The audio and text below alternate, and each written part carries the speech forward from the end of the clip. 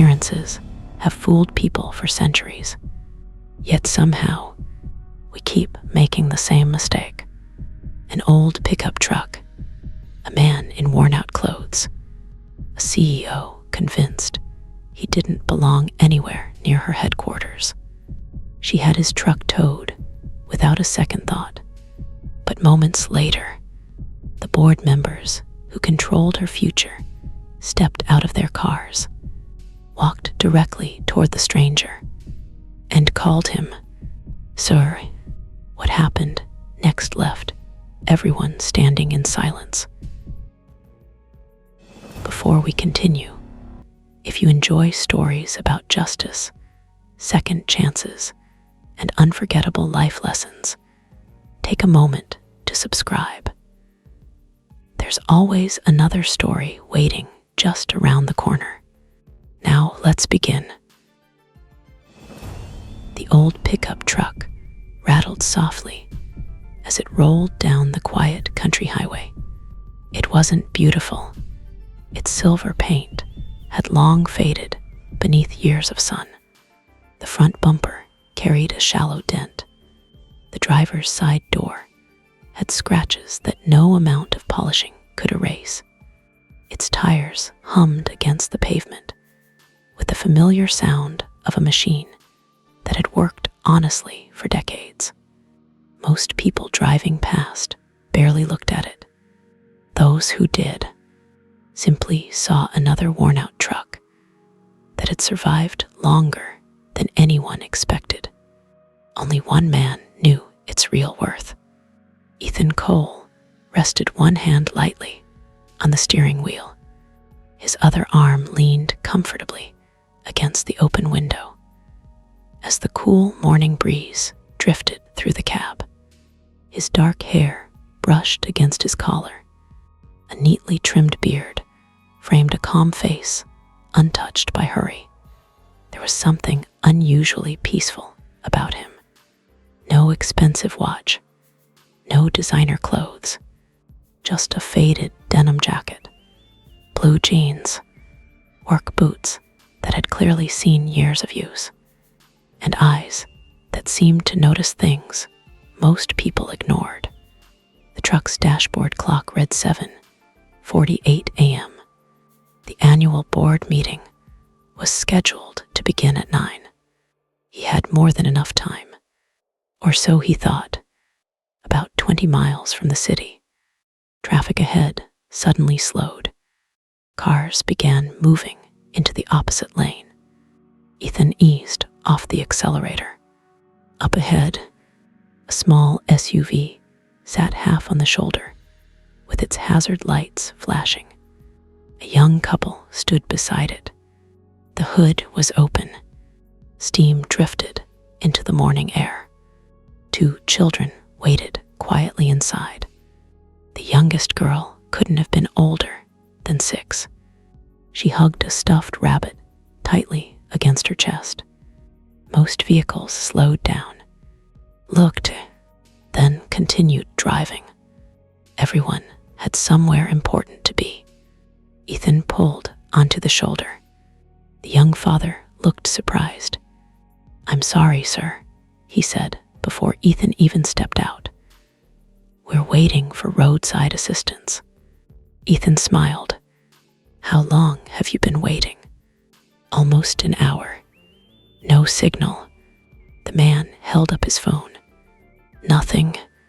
Ethan looked underneath the hood for less than 30 seconds. The radiator hose had burst. He closed it gently. "You're not driving this anywhere today." The mother's shoulders sank. "We're supposed to make it to my son's surgery consultation." Her voice cracked slightly. "We've already postponed it once." Ethan looked toward the little boy, sitting silently in the back seat. He couldn't have been more than 8. The child smiled politely through the window, even though he clearly didn't understand why his parents looked so worried. Ethan glanced toward his truck, then back at the family. "I've got a tow strap." The father blinked. You'd do that. It's on my way. It isn't. Ethan smiled. It is now. 10 minutes later, the pickup slowly pulled the disabled SUV toward the nearest service station, nearly 8 miles away. The children waved excitedly through the rear window. The little girl held up her stuffed rabbit, as if introducing it to Ethan's truck. He laughed quietly to himself. The service station owner immediately recognized the situation. I'll take care of them. The father hurried over. I don't even know your name. Ethan simply shook his hand. Just help somebody else when it's your turn. But before the man could finish, Ethan climbed back into his truck. The little boy rolled down his window. Thank you, mister. Ethan smiled. You've got a brave family. The boy beamed. So do you. Ethan paused for just a second. His smile softened. I did. Then he drove away. The city skyline appeared on the horizon. Towering glass buildings reflected the morning sun like mirrors. At the very center stood the tallest structure of them all, Blake Logistics International Headquarters. 27 stories of steel and glass, thousands of employees, hundreds of trucks crossing the country every day. One of the fastest growing logistics companies in America. To the public, it represented modern success. To Ethan, it represented something much simpler, a promise as he turned into the company entrance. Security guards were already directing traffic. Luxury sedans rolled through the executive gate. Black SUVs carrying board members were expected within the hour. Employees hurried toward the entrance, carrying coffee cups and laptop bags. No one noticed the old pickup quietly joining the line. One security guard looked at the truck. His eyebrows rose slightly. Then he waved Ethan through anyway. Ethan deliberately drove past the reserved executive parking spaces, past the covered parking, past the private visitor section. He finally stopped in an ordinary employee space, not far from the entrance. He switched off the engine. For several seconds, he simply rested both hands on the steering wheel. The silence inside the cab felt familiar, comforting. His fingers gently brushed the cracked leather wrapped around it. So, he whispered softly, "We're back." His eyes drifted across the dashboard. Every worn surface carried memories. Every scratch reminded him of another mile, another delivery, another impossible day that somehow became possible. He smiled faintly. Still running, he gave the dashboard 2 gentle taps, then climbed out. Employees streamed past him. Some glanced at the truck. A few frowned. One young executive whispered to another, "I can't believe someone still drives that thing." His friend laughed. "It probably burns more oil than fuel." Neither man noticed Ethan standing only a few feet away. He simply smiled to himself, then adjusted his jacket and started walking toward the entrance. At that exact moment, a sleek black luxury SUV rolled beneath the covered executive drop-off. The rear door opened. High heels touched the pavement first. Then emerged Vanessa Blake. Her white tailored suit looked flawless. Dark sunglasses shielded her eyes. An assistant hurried behind her carrying a tablet, a leather portfolio, and 2 phones already ringing. Employees immediately stepped aside. "Good morning, Miss Blake." Morning, ma'am. Good morning, CEO Blake. She acknowledged each greeting with a brief nod, without slowing her pace. Efficiency, precision, control. Those were the words everyone associated with her. She expected excellence, demanded perfection, and had built a reputation for tolerating nothing less. As she approached the entrance, her eyes landed on the old pickup parked among the employee vehicles. She stopped walking. Her expression changed immediately. "What?" she asked quietly. "Is that doing here?" Her assistant followed her gaze. "The truck." Vanessa frowned. "It looks like it belongs in a scrapyard." She looked around the front entrance. Who approved parking that thing within sight of corporate headquarters? The assistant hesitated. I'm not sure." Vanessa folded her arms. "We have international investors arriving today." She pointed toward the pickup. "That eyesore is the first thing they'll see." Marcus Doyle, the head of corporate security, walked over after noticing her stop. "Is there a problem, ma'am?" Vanessa pointed toward Ethan's pickup. "I want to know who owns that truck." Marcus looked across the parking lot. "I can find out." "Do it." He spoke quietly into his radio. Within moments, 2 security officers began asking nearby employees, "Does anyone know whose pickup this is?" Voices spread across the parking lot. People started looking around. Curiosity replaced routine. The question passed from one employee to another. Finally, a calm voice answered, "It's mine." Every head turned. Ethan stepped forward, completely relaxed, hands resting comfortably in his jacket pockets. Vanessa looked him up and down. The faded denim, the worn boots, the old truck. Without asking another question, she had already decided exactly who he was. Ethan met Vanessa's stare without the slightest hint of irritation. "That's my truck."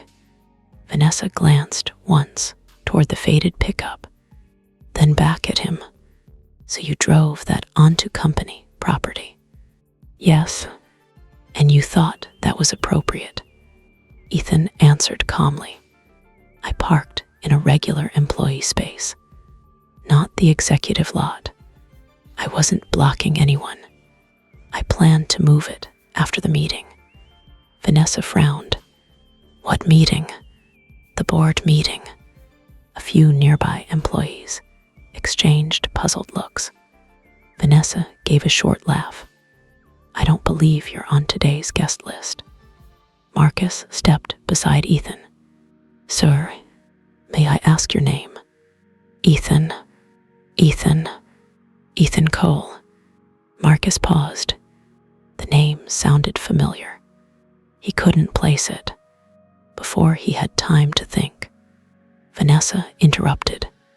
"Marcus, I didn't ask for his biography.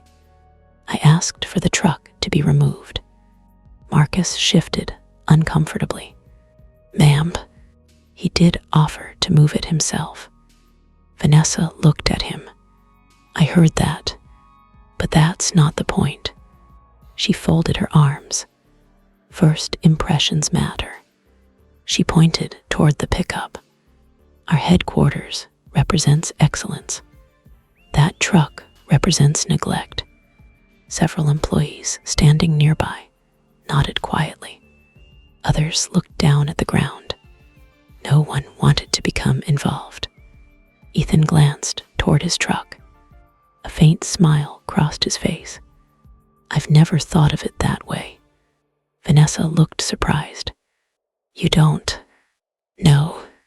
I've always judged people before vehicles." A few employees looked at each other. Marcus lowered his eyes. Vanessa wasn't amused. This isn't a philosophy class. It's corporate property, and I won't have investors wondering why abandoned vehicles are sitting outside my building. Ethan remained remarkably calm. I assure you, it isn't abandoned. It brought me here. A couple of employees couldn't help smiling. Vanessa interpreted it as sarcasm. So now you're making jokes. No, I'm simply telling the truth. She turned sharply toward Marcus. Call the tow company. Marcus hesitated. Ma'am, the owner is standing right here. He can move it in less than a minute. I've made my decision. But, Marcus, her voice became colder. That's an instruction. The head of security reluctantly reached for his radio. Dispatch, this is Doyle. We need a tow truck at the main employee parking lot. He paused briefly. Immediately, as the radio crackled, an uncomfortable silence settled across the entrance. Employees stopped pretending not to watch. Some slowed their pace. Others quietly gathered near the windows inside the lobby. One receptionist whispered, "She's really towing it." Another nodded. "Looks like it." Ethan didn't argue. He didn't protest. Instead, he reached into his pocket, pulled out his truck keys, walked over to Marcus, and gently placed them in his hand. Marcus looked confused. "You don't have to do that." "I know. Then why?" Ethan smiled kindly. "It'll make the driver's job easier." Marcus stared at the keys. Something about the man's calmness felt completely out of place. Most people would have shouted, threatened lawsuits, demanded supervisors. This man almost seemed concerned about everyone except himself. 15 minutes later, the tow truck rolled into the parking lot. Its flashing amber lights reflected against the glass headquarters. The driver climbed down. He looked first at the pickup, then at Ethan. "Is this yours?" "Yes." The driver sighed. "I'm sorry. I've got my orders." Ethan smiled. "I know." As the driver prepared the towing equipment, Ethan quietly walked over. "Would you mind if I helped line it up?" The driver blinked. "You want to help? I don't want you crawling under there longer than necessary." The driver chuckled awkwardly. "I've never had someone help me tow their own truck." Ethan shrugged. "There's a first time for everything." Together, they carefully positioned the hooks beneath the old pickup. Ethan even wiped dirt from one of the towing chains with a rag he found behind the driver's seat. The tow truck operator shook his head. "You know, I usually get yelled at." Ethan smiled. "You're just doing your job." The driver nodded quietly. "I appreciate that." Nearby, several employees watched in disbelief. One young accountant whispered, "Why isn't he angry?"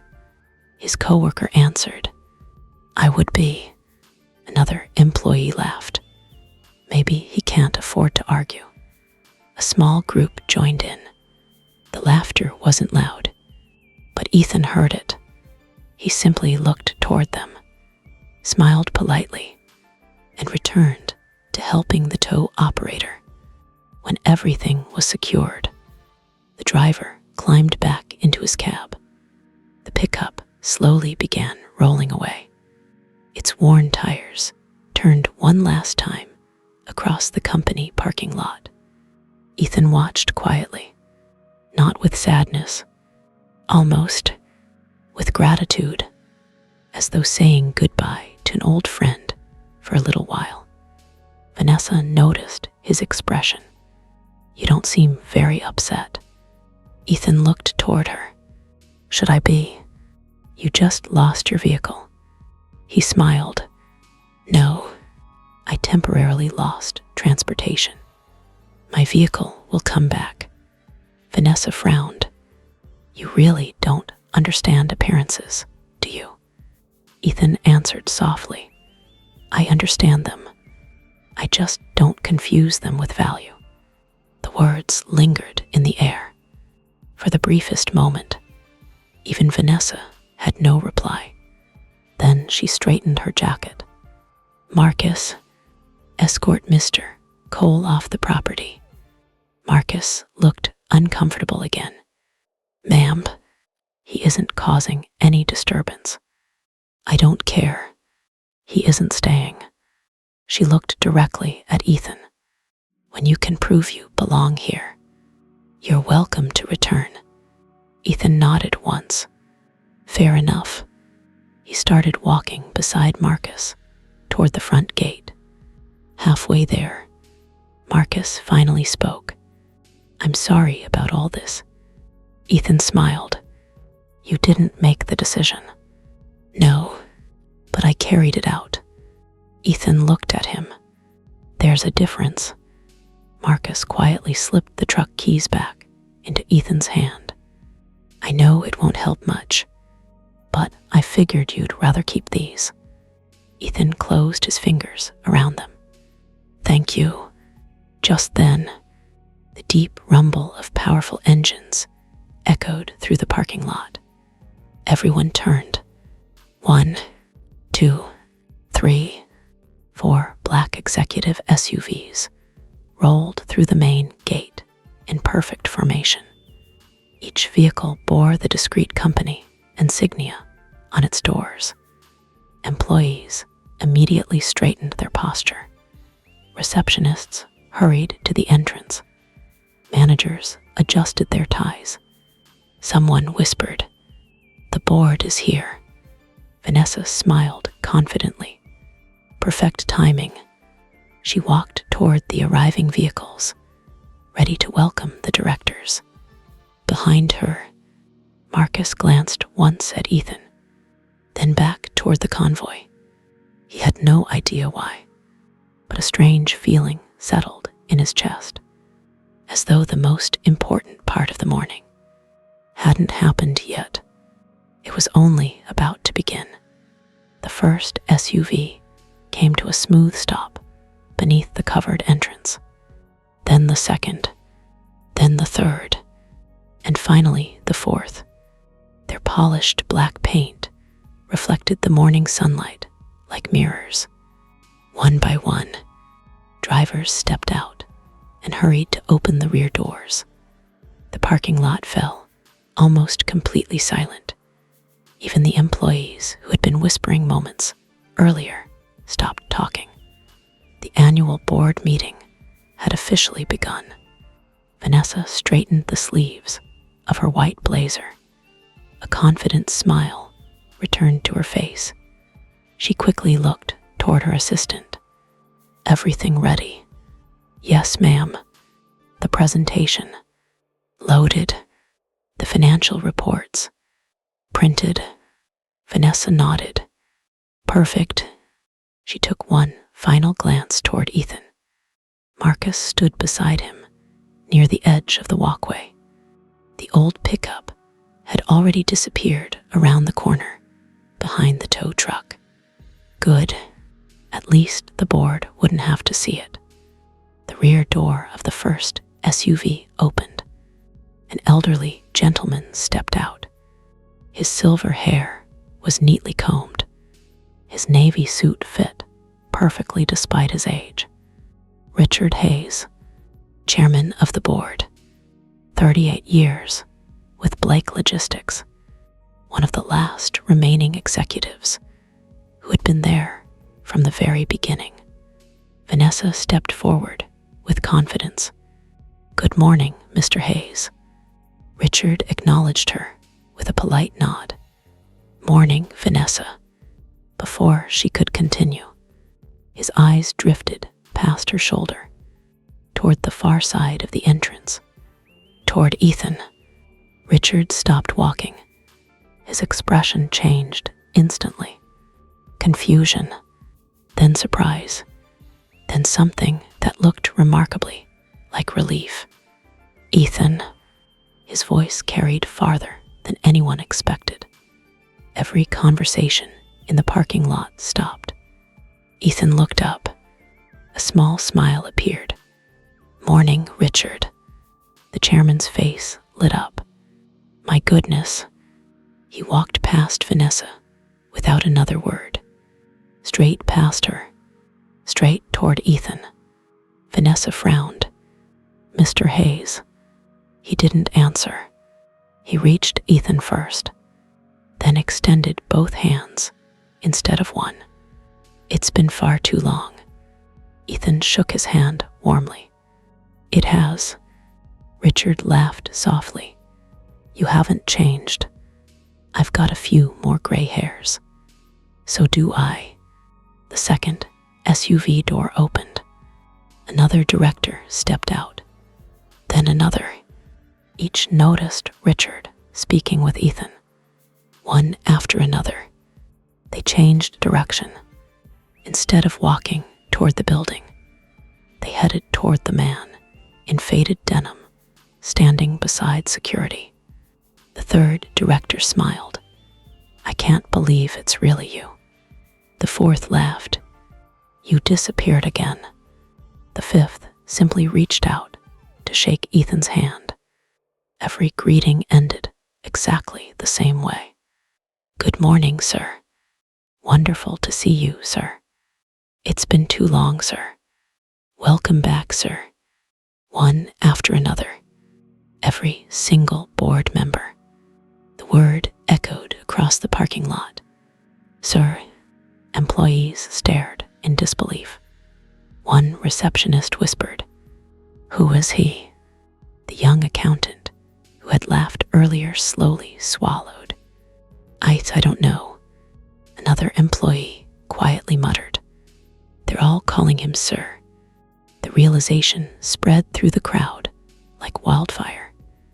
Nobody understood it, but everyone knew something was terribly wrong. Vanessa stood frozen. Her confident smile disappeared. She looked toward her assistant. "Do you know him?" The assistant quickly shook her head. "No." Marcus remained perfectly still. The strange feeling he'd had minutes earlier suddenly made sense. This man wasn't ordinary, not even close. Richard stepped back slightly. His eyes moved across the parking lot. Then his forehead creased. "Ethan, where's your truck?" Ethan answered calmly. "It left a few minutes ago." Richard looked confused. "Left?" Ethan nodded. "It was towed." The chairman blinked. "I'm sorry." "What?" "It was towed." Richard looked toward the parking space. It sat empty. Only a few dark tire marks remained on the pavement. The smile vanished from Richard's face. Slowly, he turned toward the group of executives, then toward Vanessa. His voice remained calm. Too calm. "Who ordered that?" Silence. No one answered. Vanessa stepped forward. "I did." Richard looked directly into her eyes. "You?" "Yes." It was parked in front of headquarters. It presented an unprofessional image, and the owner refused to move it. Ethan quietly spoke. "I offered." Vanessa looked at him. "You offered after I had already made my decision." Richard's eyes narrowed. "You refused to let him move it himself." Vanessa hesitated. "That isn't the issue." Richard asked again. "You refused?" "Yes." The chairman slowly removed his glasses. He cleaned them carefully with a handkerchief. not because they needed cleaning, because he was trying to control himself. Every director around him remained unusually quiet. Finally, Richard looked back at Ethan. You came all this way, and this is how they welcomed you. Ethan smiled gently. They welcomed me exactly how they believed I deserved. Those words landed harder than any accusation. Richard slowly turned toward the employees gathered nearby. Does anyone here know who this man is? Nobody answered. Not one hand moved. Not one voice spoke. The silence became almost painful. Richard nodded sadly. I thought so. He looked toward Vanessa. How long have you been CEO? 4 years. And in those 4 years, you never once asked to meet the man who built this company. Vanessa frowned. What do you mean? Richard stared at her, then quietly answered. The man standing in front of you. He stepped beside Ethan. Is Ethan Cole, the founder of Blake Logistics. The entire parking lot seemed to stop breathing. Several employees gasped. Someone dropped a coffee cup. It shattered across the pavement. Vanessa looked at Ethan, then back at Richard. She laughed nervously. No, that can't be right. The founder retired years ago. Richard nodded. He did. Vanessa shook her head. But she looked at Ethan's faded jacket, his worn boots, the empty parking space where the old pickup had been. None of it made sense. Richard pointed toward the road where the tow truck had disappeared. Do you know what you just had hauled away? Vanessa slowly shook her head. No. Richard's voice became heavy with emotion. That wasn't just an old pickup. That was the first delivery truck this company ever owned. Silence. It was the truck Ethan drove himself. When Blake Logistics had 1 employee, 1 customer, and barely enough money to buy fuel for the next delivery. No one spoke. No one moved. Richard looked across the faces of every employee standing there. The company you're proud to work for was built 1 mile at a time. Behind the wheel of that truck, Vanessa felt her knees weaken. For the first time in her career, she realized she hadn't just judged a man by his appearance. She had publicly humiliated the very person whose life's work had made her career possible. And Ethan simply stood there, as calm as he had been from the very beginning.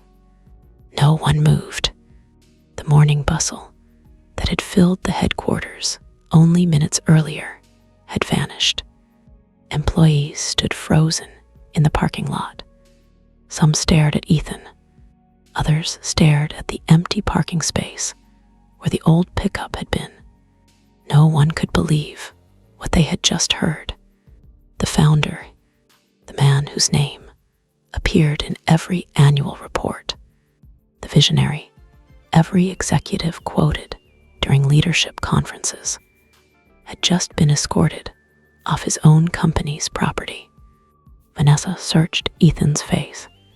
She had expected anger, a lecture, some dramatic revelation.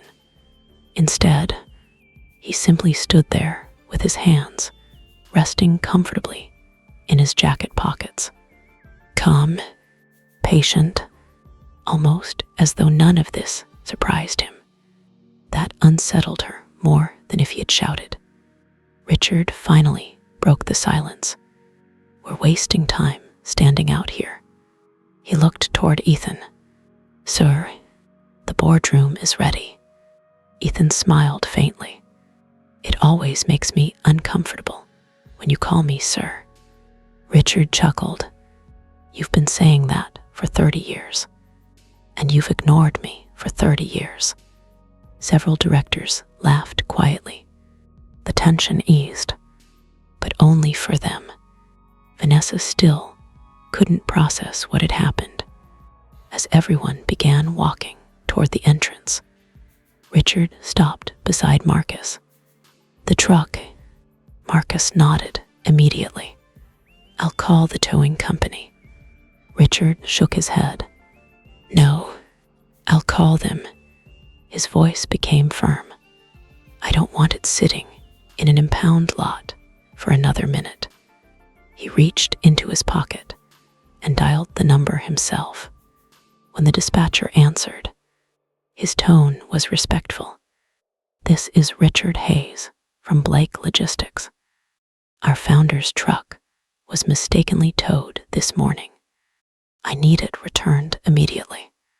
He listened for a moment. No, I don't care what it costs. Send it back exactly as it left. He ended the call without another word. Marcus quietly looked at Ethan. I'm sorry. Ethan smiled. I know.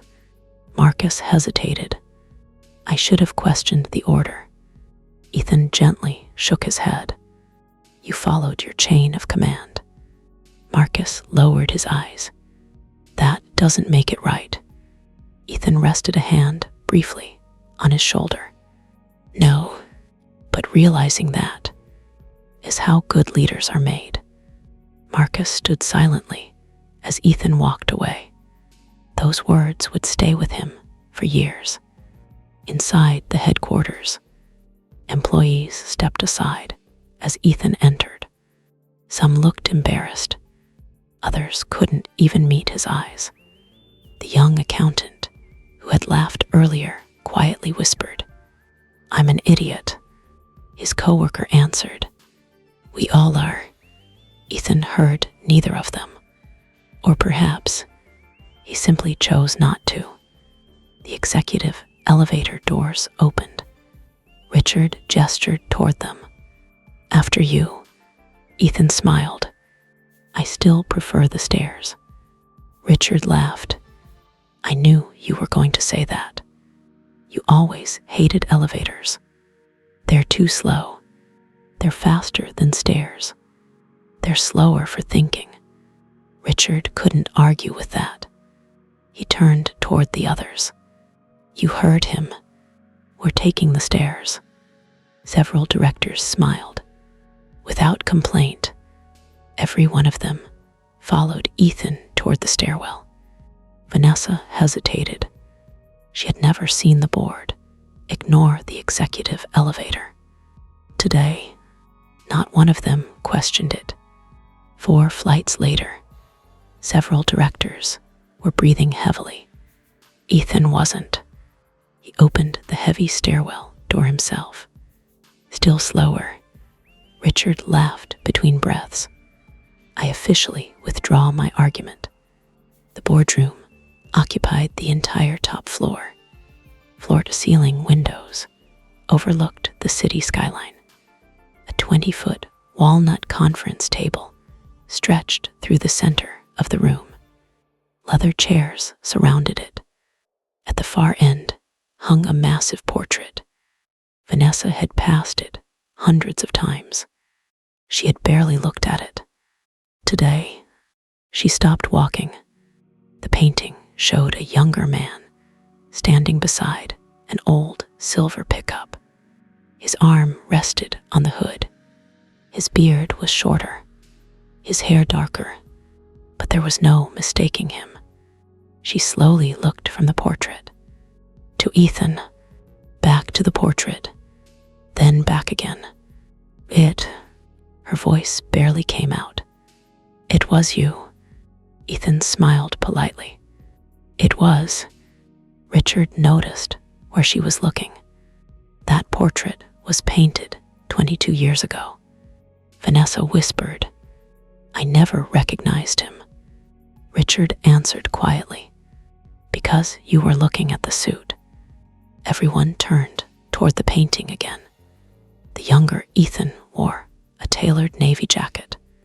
Confident, successful, exactly the image most people expected a founder to have. Richard looked back at Ethan, standing in faded denim. The man changed clothes. His voice grew heavier. The character never changed. Ethan walked toward the head of the conference table, instead of taking the large leather chair reserved for the founder. He stopped, then deliberately chose an ordinary chair halfway down the table. One of the newer directors looked surprised. "Sir, your seat is here." He pointed toward the head. Ethan smiled. "I've never liked sitting at the end. It makes conversations feel like speeches." He pulled out the ordinary chair. "This is fine." Richard smiled knowingly. Still the same. Vanessa remained standing. She looked at Ethan. She struggled to find words. "I owe you an apology." Ethan looked up. "For what?" She stared at him in disbelief. She glanced toward the window. "The truck, the way I spoke to you, the assumptions I made." Ethan nodded once. "I appreciate that." There was no bitterness, no satisfaction, no attempt to make her feel smaller. That somehow made her guilt even heavier. Richard quietly walked to the far wall. There, inside a glass display case, hung an old black and white photograph. He carefully removed it, then placed it in front of everyone. The picture showed a tiny warehouse, barely larger than a garage. In front of it stood 3 people: a younger Ethan, a smiling woman with her arm linked through his, and the same silver pickup truck. Richard gently tapped the photograph. This was Blake Logistics on its first day. Silence filled the room. There were no hundreds of trucks, no skyscraper, no executive offices, no investors, no board. He smiled softly. There wasn't even a receptionist. Several directors chuckled. Richard continued. There was Ethan. He pointed. His wife, Grace. He pointed again. And that truck. Ethan looked down at the photograph. His smile became quieter, more distant. Richard noticed. Grace insisted on taking this picture. Ethan nodded. She said we'd laugh at it one day. Did you? He smiled faintly. Every anniversary. The room fell silent again. Richard continued the story. That truck delivered every package. Ethan loaded it himself, drove it himself, unloaded it himself. If a customer called after midnight, he went. If someone needed a weekend delivery, he went. If the truck broke down, he repaired it. He looked around the table. Every contract that built this company started in that pickup. One of the younger directors quietly asked, "Why did you never replace it?" Ethan leaned back in his chair. "I replaced dozens of trucks, but never that one." "Why?" He smiled. "Because it reminds me of the only time in my career when I knew every employee by name." The answer lingered in the room. Richard slowly nodded. Success has a strange way of making companies bigger and people smaller. Vanessa lowered her eyes. For the first time since becoming CEO, she wasn't thinking about quarterly profits or investor confidence or stock prices. She was thinking about one sentence she'd spoken barely an hour earlier. That truck cheapens the company's image. Now she understood. The truck hadn't cheapened the company's image. Her words had, and sitting quietly across from her, the man she had humiliated still hadn't said a single harsh word. She couldn't decide whether that made him remarkable or made her feel even worse. The boardroom remained unusually quiet. No one reached for the financial reports. No one opened a laptop. The quarterly presentation, waiting on the large screen, had suddenly become the least important thing in the building. Every eye remained fixed on Ethan. Even Vanessa had forgotten why they had gathered that morning. She needed only one answer. Why? Ethan looked around the room. The skyline stretched beyond the glass windows behind him. Thousands of trucks moved through the city below. Some carried the Blake Logistics logo. Others belonged to competitors. He smiled faintly. When Grace and I started this company, we made ourselves one promise. He rested his hands on the conference table.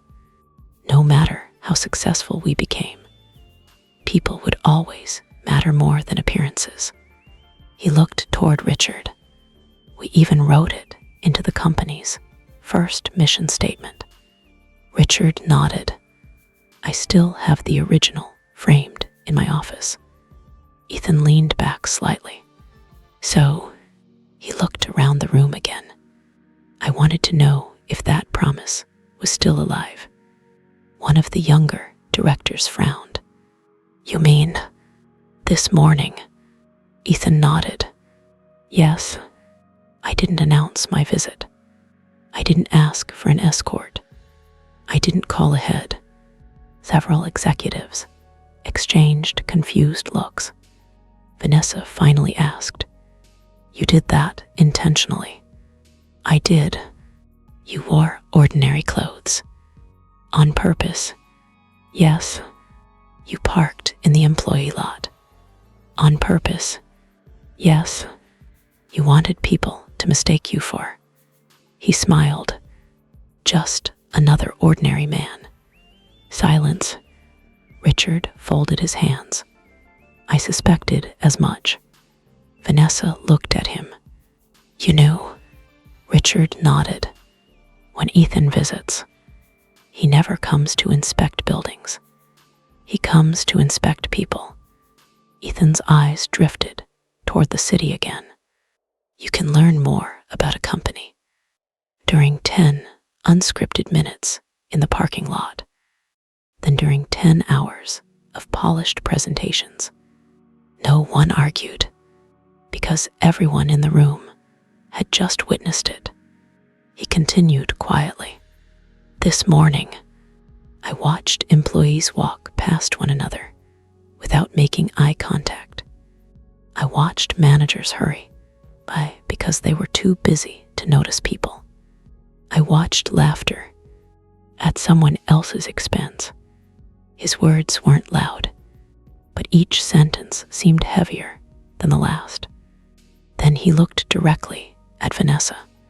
You know what disappointed me most? She swallowed. The truck. He slowly shook his head. No, the truck was never the issue. She frowned. Then what was? Ethan answered without hesitation. Not one person asked if I needed help. Silence. I had dozens of conversations. Dozens of people looked at me, but almost everyone had already decided who I was. Before asking my name, Vanessa lowered her eyes because she knew she had done exactly that. Marcus, who had quietly remained near the doorway throughout the meeting, spoke for the first time. There was one person. Everyone looked toward him. Ethan smiled. Yes, there was. Richard looked curious. Who? Marcus answered. The janitor. Several executives frowned. The janitor. Marcus nodded. He was cleaning the lobby when all this started. He walked over while everyone else was watching. Ethan's smile grew warmer. He asked if I'd had breakfast. The room became still. Marcus continued. He thought you were waiting for an interview. Ethan nodded. He apologized because the lobby coffee wasn't very good. A few directors smiled. He disappeared for 5 minutes. Marcus continued, then came back, carrying a fresh cup from the cafe across the street. One director blinked. He bought you coffee with his own money. Ethan answered quietly. I offered to pay him. He refused. Richard smiled knowingly. What did he say? Ethan chuckled softly. He said, everyone deserves a good cup of coffee on a stressful morning. Several people around the table laughed quietly. Then the laughter faded because the meaning settled in. Vanessa closed her eyes briefly, while executives, managers, security, and even she herself had focused on appearances. The lowest paid employee in the building had simply chosen kindness. Ethan looked toward Marcus. Would you ask him to join us? Marcus hesitated. The janitor. Yes, he has every right to be in this meeting. Marcus nodded immediately. I'll get him. 5 minutes later, the boardroom doors opened slowly. A middle-aged man stepped inside wearing navy coveralls. A ring of keys hung from his belt. His name tag read, Daniel Brooks. He looked around the enormous room, then froze. Every director, every executive, the CEO, the founder, all looking at him. His face turned pale. Marcus smiled reassuringly. You're not in trouble. Daniel laughed nervously. People usually don't hear that before walking into a boardroom. A few directors chuckled. Daniel removed his work cap. I'm sorry if I interrupted. Ethan stood. You didn't. You helped me. Daniel looked confused. I'm afraid I don't understand. Ethan walked over and shook his hand. This morning, you offered a stranger coffee. Daniel shrugged. You looked like you'd had a rough morning. I had. I figured everyone deserves a little kindness. The room fell silent again. Ethan looked toward the board. This, he gently patted Daniel's shoulder, is the employee I hope to find. Daniel looked even more confused. I just bought you coffee. Ethan smiled. Exactly. You expected nothing in return. You weren't trying to impress anyone. You didn't know who I was. Daniel laughed awkwardly. I still don't know why everyone's staring at me. Richard smiled warmly. They're staring because you reminded all of us what this company used to be. Daniel looked from face to face, then toward Vanessa. I should probably get back to work. Ethan shook his head. One more thing. He reached into his jacket pocket. Carefully, he removed an old leather wallet. Inside, folded many times over, was a faded receipt. He handed it to Daniel. The janitor unfolded it carefully. His eyes widened. It was nearly 40 years old. The paper had yellowed with age. Across the top were the words, Coffee $1.25. Daniel looked up. I don't understand. Ethan smiled. The first customer who ever trusted my company bought me coffee. He said, never forget what someone can do for another person with something this small. He gently folded the receipt again. I've carried that receipt ever since. He looked at Daniel. This morning, you reminded me why. Daniel's eyes filled with tears. I didn't do anything special. Ethan smiled. No, you did something rare. He turned back toward the board. This meeting was never about trucks. It was never about parking. It wasn't even about the CEO. He looked around the room. It was about discovering whether kindness still lived inside this company when nobody believed anyone important was watching. No one spoke because everyone now knew. They had all been taking a test, and only one person had passed without ever realizing there was one. No one spoke after Ethan finished. The silence inside the boardroom felt heavier than any argument. The faded coffee receipt rested on the conference table. Such an ordinary piece of paper.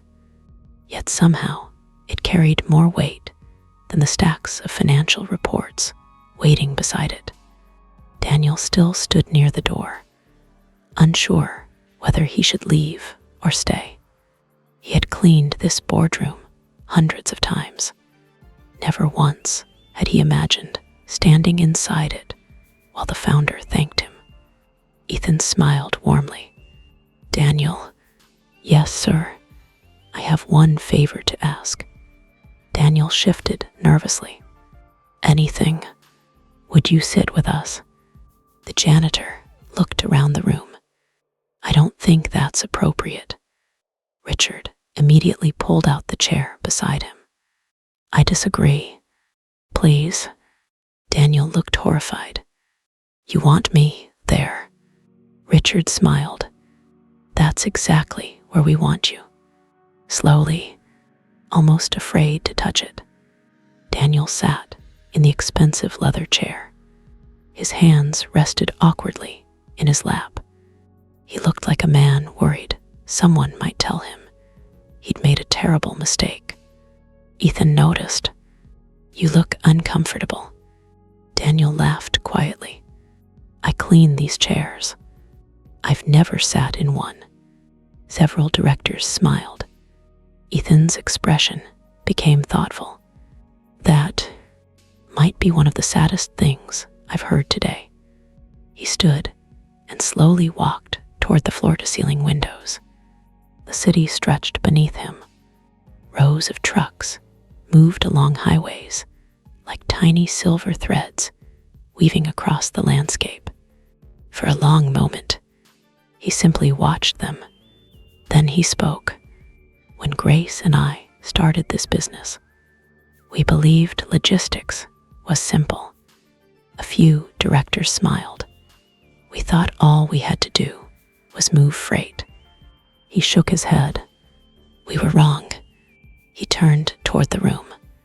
We weren't transporting packages. We were transporting trust. If someone shipped medicine, they trusted us. If someone sent wedding flowers, they trusted us. If a factory waited for a critical part, they trusted us. He paused.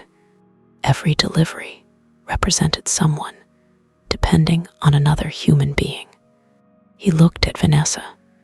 The trucks were never our product. Trust was. Vanessa remained silent.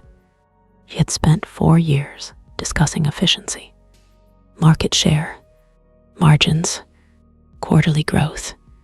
Never once had she described the company that way. Ethan walked back to the conference table. I spent the last 6 months reading reports. He nodded toward the binders. They're impressive. Richard quietly agreed. They are. Revenue increased. Fleet efficiency improved.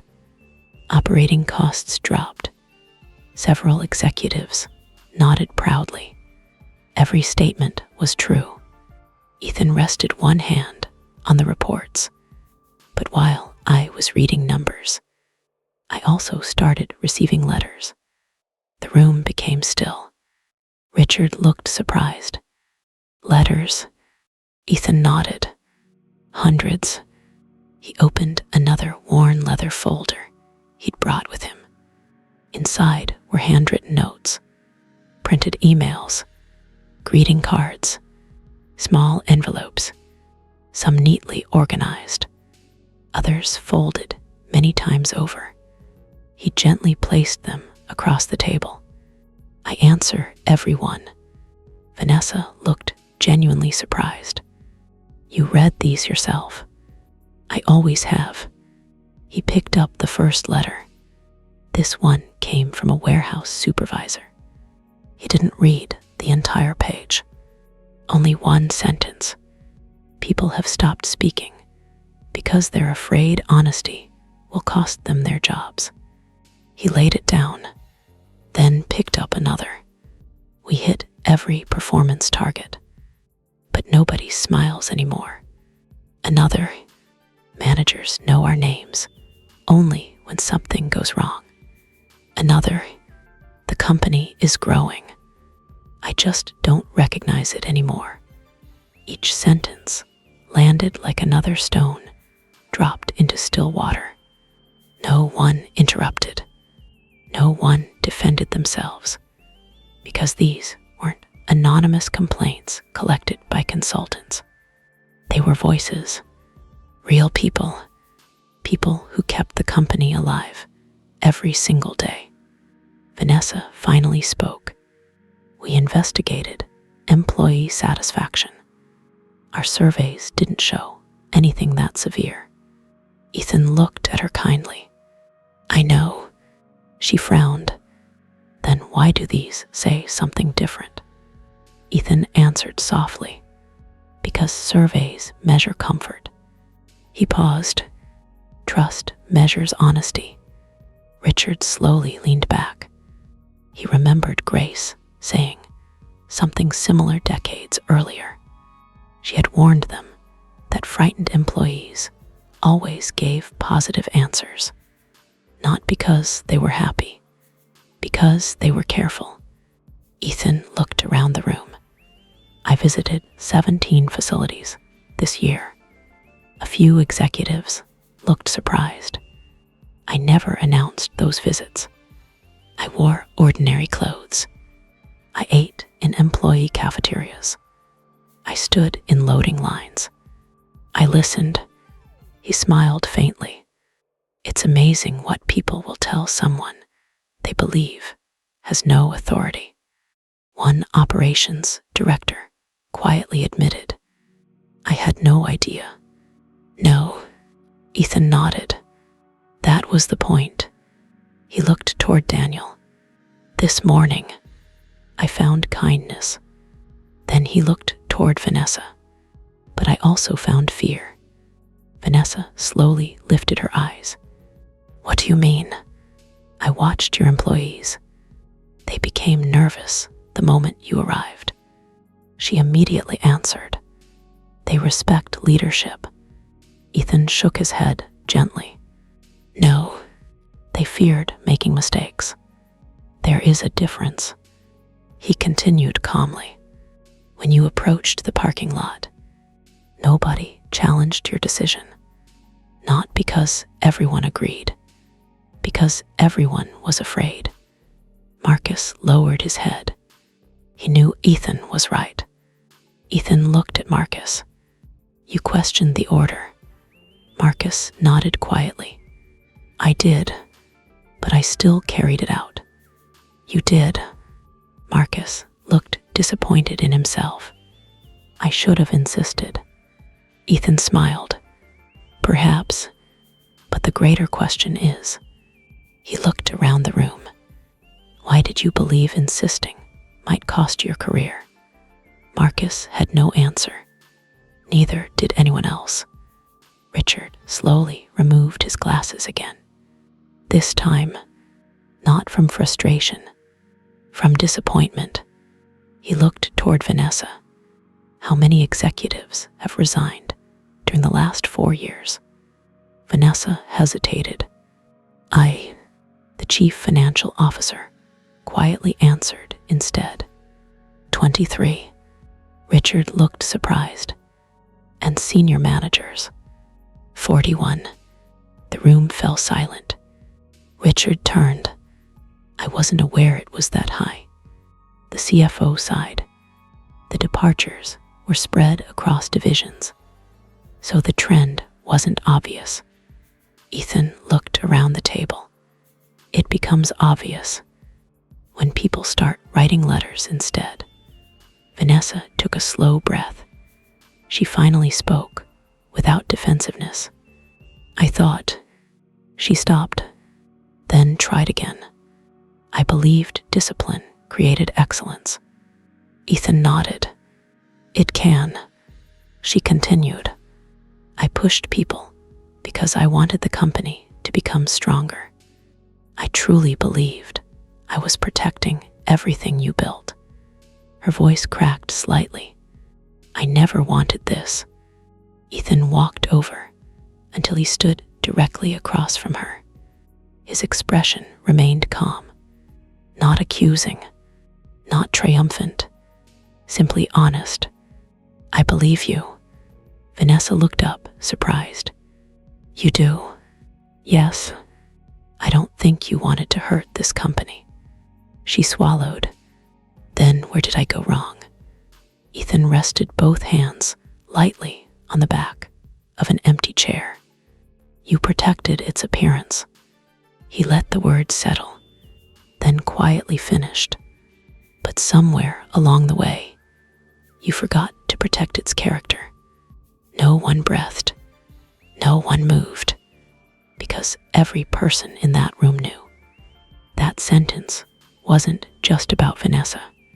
It was about every leader who had allowed appearances to become more important than people.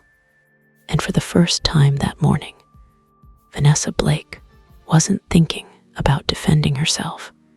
She was wondering whether the company she believed she had strengthened had actually become weaker under her leadership. No one reached for the reports. The presentation screen at the front of the boardroom quietly slipped into sleep mode. Its bright charts disappeared, leaving only a dark reflection of the people sitting around the table. For the first time in years, nobody cared about quarterly earnings because every person in the room understood something uncomfortable. A company's culture never appears on a balance sheet until it's already costing you everything. Vanessa remained standing. She hadn't sat down since apologizing. Her perfectly tailored white jacket suddenly felt heavier than it had that morning. She looked around the table. Faces she had worked beside for 4 years. Executives who had nodded through meetings. Managers who rarely challenged her.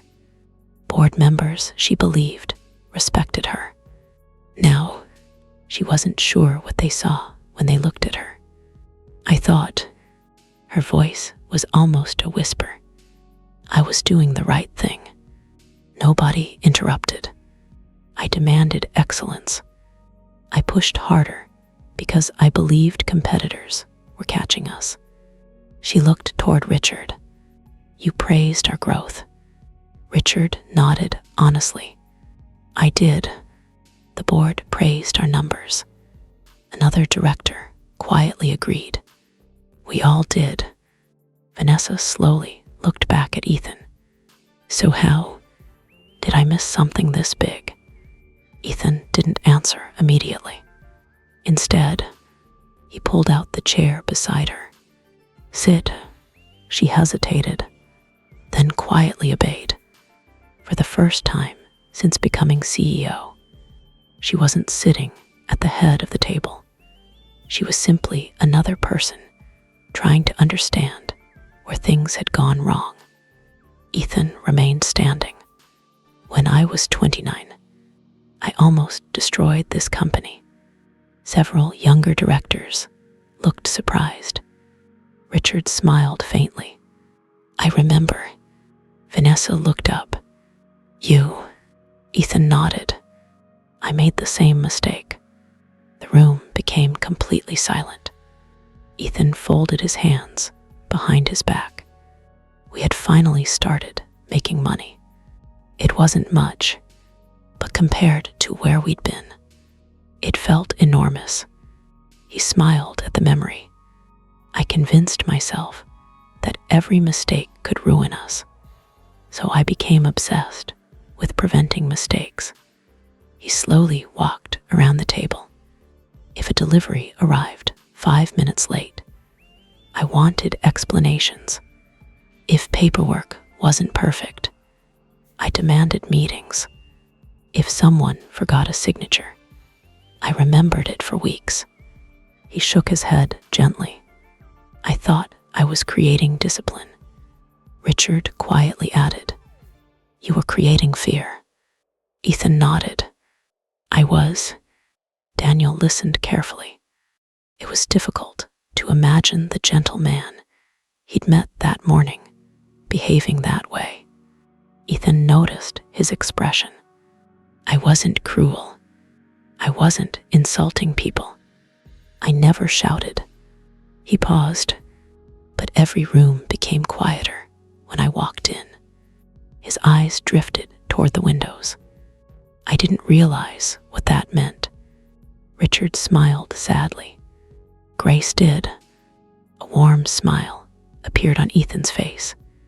She always noticed things before I did. One of the directors leaned forward. What happened? Ethan laughed softly.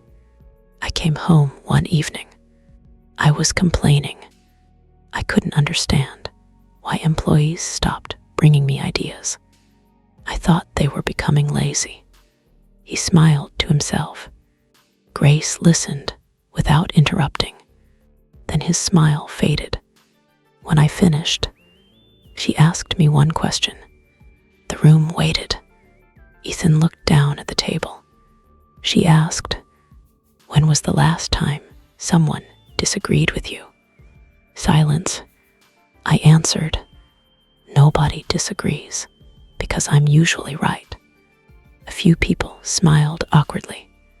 I actually believed that. He chuckled quietly. Grace laughed for nearly a minute. Richard couldn't help smiling. That sounds like her. Ethan nodded.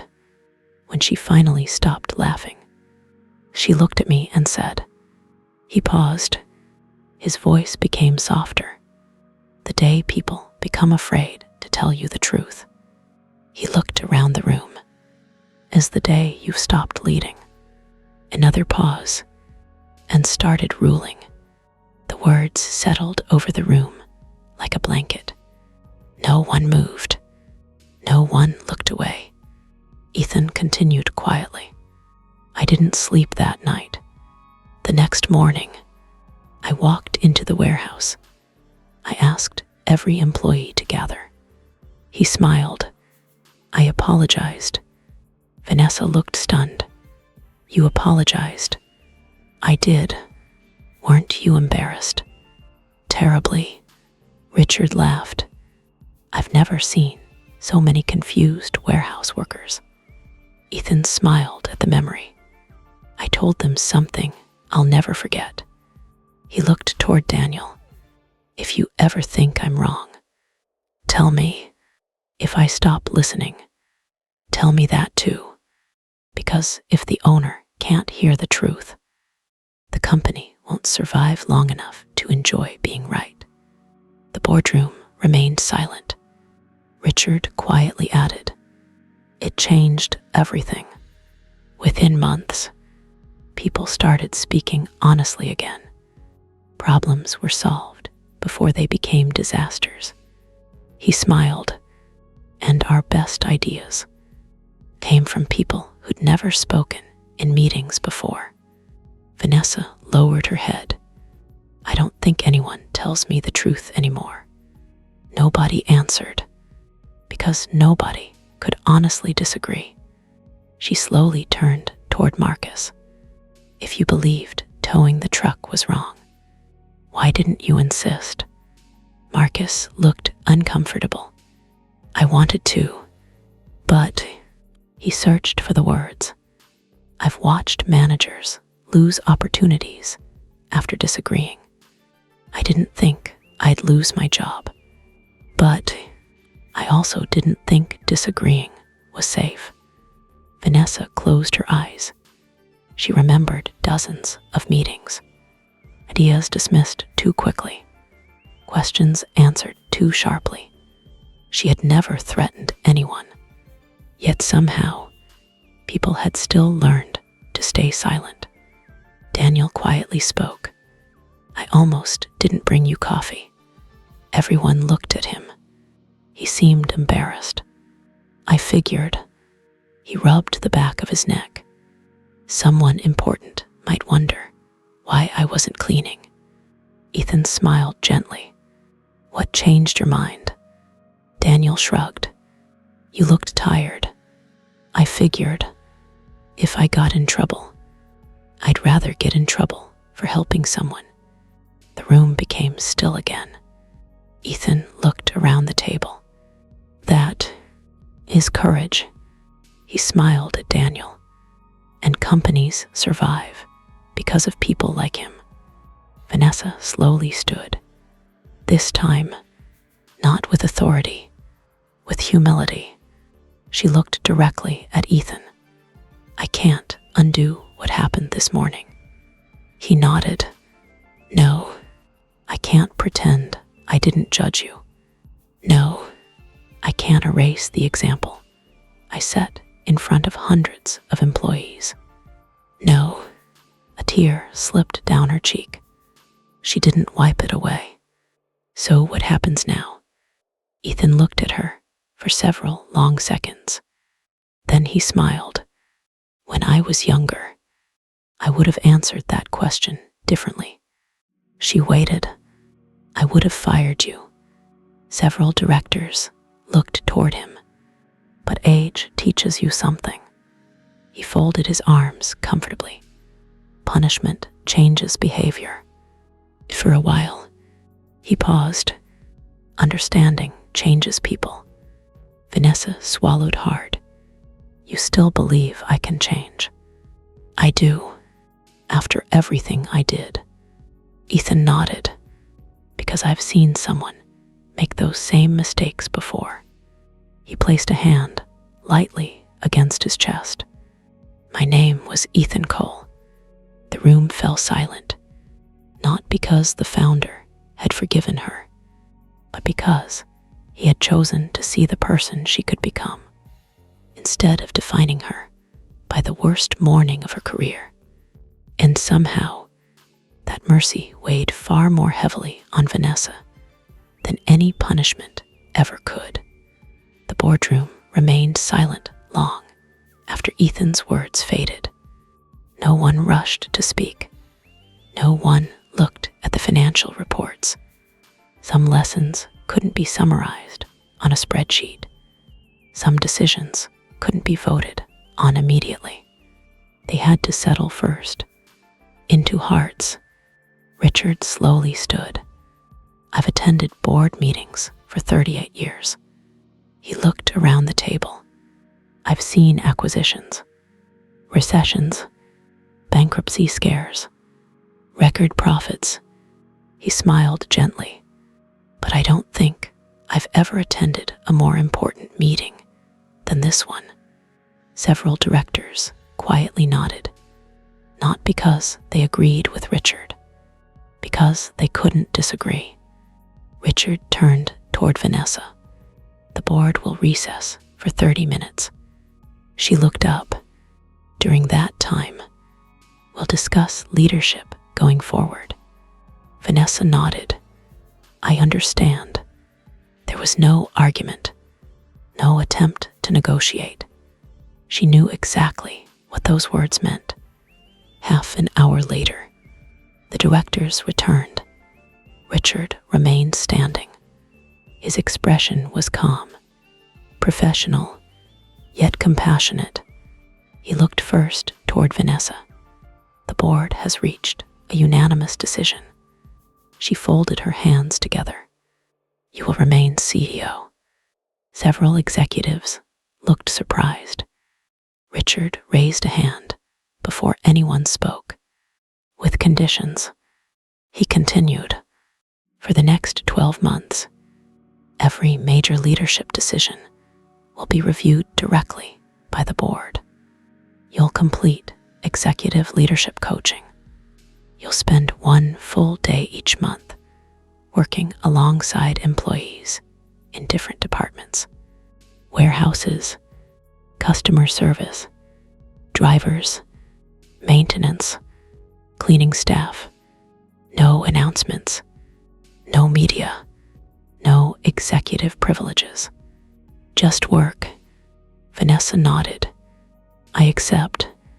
Richard looked at her carefully. Not because we're punishing you, she quietly answered. I know, because leadership begins by understanding the people you ask to follow. A tear rolled down her cheek. I understand that now.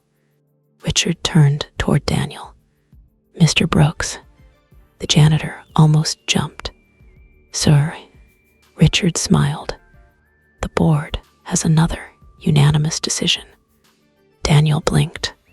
What did I do? A few people laughed softly. Richard continued. Effective immediately. You've been promoted. Daniel stared. I'm sorry. We're creating a new position. He looked toward Ethan. At Mr. Cole's recommendation. Ethan smiled. Employee Culture Ambassador.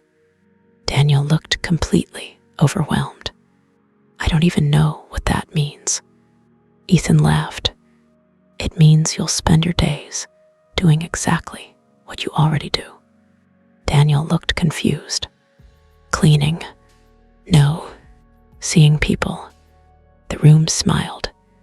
Ethan continued. You notice people who feel invisible. You greet everyone. You remember birthdays. You know when someone's having a bad day. You help because it never occurs to you not to. He smiled warmly. Those aren't janitorial skills. Those are leadership skills. Daniel's eyes filled with tears again. I left school after 10th grade. I've never managed anyone. Ethan gently shook his head. You've been leading people for years. You just never had the title. Applause slowly filled the boardroom. Not loud, not forced, just genuine. Daniel covered his face for a moment. I don't know what to say. Ethan smiled. Try. Thank you. Daniel laughed through his tears. Thank you. 3 weeks later, the old silver pickup slowly rolled through the headquarters entrance once again. This time, no one laughed. Employees stopped what they were doing. Warehouse workers came outside. Office staff gathered near the front steps. Even delivery drivers, climbing out of their trucks, paused. The pickup came to a stop in front of the building. Its faded paint remained. The scratches remained. The dented bumper remained. Nothing had been restored, except one thing. Its engine now purred, almost silently. Richard walked over smiling. The mechanic wanted to repaint it. Ethan laughed. I was afraid of that. He said he'd make it look brand new. And I told him absolutely not. Richard smiled. He argued, I know mechanics. He said no customer would want an old truck displayed in the lobby. Ethan looked toward the pickup. It isn't supposed to look new. He gently ran his hand across one of the scratches. Every mark earned its place. Over the following month, construction crews worked inside the headquarters lobby. Visitors wondered why. Employees watched with curiosity. Then, one Monday morning, the curtains came down Standing beneath a warm spotlight rested the old pickup, exactly as it had looked that morning. Faded paint, small dents, scratches, nothing hidden, nothing polished away. A low glass barrier surrounded it. Beside it stood a simple bronze plaque. It didn't mention profits, awards, revenue, or market value. It read, "This truck carried the first deliveries that built Blake Logistics. Its greatest value was never what it hauled, but the humility it reminds us never to lose. Judge character before appearances. Lead people before profits." Employees stopped to read it every day. Some walked past quietly. Others stood there for several minutes. New hires asked about the truck. Veteran employees smiled and told them the story. The culture inside Blake Logistics slowly began to change. Not overnight. Real change never does. Managers began holding open discussions where employees could disagree without fear. Suggestion boxes disappeared because people no longer needed anonymous notes. Executives spent time in warehouses instead of only conference rooms. Warehouse workers occasionally attended strategy meetings. Drivers began sharing ideas that reduced delivery times more than expensive consulting firms ever had. Customer satisfaction climbed. Employee turnover fell to its lowest level in nearly a decade. Ironically, profits reached record highs. Richard smiled when he saw the quarterly report. "Funny," he said during one meeting. "It turns out kindness has an excellent return on investment." Everyone laughed, including Vanessa. She changed too. On the first Monday of every month, employees would find her unloading freight, answering customer service calls, sweeping warehouse floors, cleaning break rooms. At first, people assumed it was temporary, a publicity effort, something the board required. Months later, she was still doing it, not because anyone reminded her, because she had discovered something she had forgotten years earlier. Respect couldn't be demanded. It had to be earned, again and again. Nearly a year after the incident, a new group of interns toured headquarters. One young intern stopped in front of the old pickup. He stared at it for a long moment, then noticed Ethan standing nearby in his usual denim jacket. Assuming he was another visitor, the young man smiled. "Pretty old truck." Ethan smiled back. "It is." The intern laughed. "They could have restored it. They could have, but they didn't." The young man looked puzzled. "Why keep all the scratches?" Ethan rested a hand gently on the driver's door. "Because every scratch had a story. Every dent represented a risk someone had taken. Every mile reminded him of nights when he and Grace wondered if the company would survive another month." He smiled softly, then answered with the simplest truth he knew. "Because this truck reminds me who I was." He looked through the windshield, almost expecting to see Grace smiling in the passenger seat again. "Before anyone started calling me sir." The intern smiled politely, thanked him for the conversation, and walked away without realizing who he'd just spoken to. Richard, watching from across the lobby, chuckled to himself. Some things, he thought, never needed correcting. Ethan glanced one last time at the old pickup before heading toward the exit. Outside, Employees greeted one another by name. Managers held doors open. Drivers laughed with receptionists. The lobby no longer felt like a place where people hurried past each other. It felt like a place where people belonged. Ethan stepped into the afternoon sunlight. He didn't look back to see the headquarters that bore the legacy of his life's work. He didn't need to, because the greatest monument he could leave behind wasn't the truck in the lobby or the tower of glass reaching into the sky. It was a company that had finally remembered the lesson it was built upon. That greatness is never measured by the car you drive, the clothes you wear, or the title on your office door. It is measured by how you treat the person everyone else has already decided doesn't matter.